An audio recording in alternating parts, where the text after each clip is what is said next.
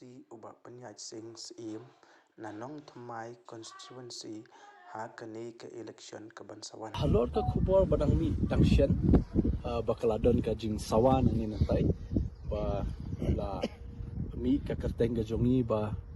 ngidon jingmut banya khun no ikan ke MDC election nanong Thamai hoi hadu menta kampat mi nanga shimet ben tip lani ben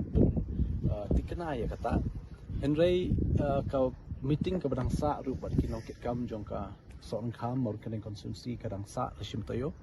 but ondang ila dep ni kendu ya ka ba ya dei kata hoi kala don ka jing wan terwa na ki rang ba ni ki long keme ni ki samla po nang Thamai constituency nadu ba don kenika jingja hau arja plai ni syarem no ka melin mor kaneng kala don ka jing wan pensngo ba balai phim ya wan ya khun no nang Thamai ka yang sa jungi ru ka hap nang Thamai ten rei kata nganam patla ban ai ka rai ka ba tikna menta long kita ka jingilang bani kendu ba kinong ke kap in sa ka pat in sa khat lang ban ngele ngim tiam ni dispai hak la dei hajing em ru sisian ni ya election ru ni job ni ram la dai le menta kum makalong menta ngin tambun nama kitu kibat hapra kitu kibat kershan VVP kipat ba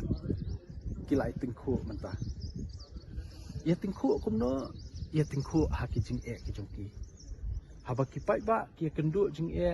man kasni bangikat ding ya don haba perthai ngimla lai ya kata ya kendu jing kami yang kamsem kamshnong kam thau kane katai lane ka pang kastom ngatrai kipat ba ken suthu lada kile sya ki yeng jong kini ki amal ya ka jubah ki ai itu ki bala yamat ki ong ba ki la suthu kai ba de men le ka next MDC election but ngandai le menta te mat lut ki ong de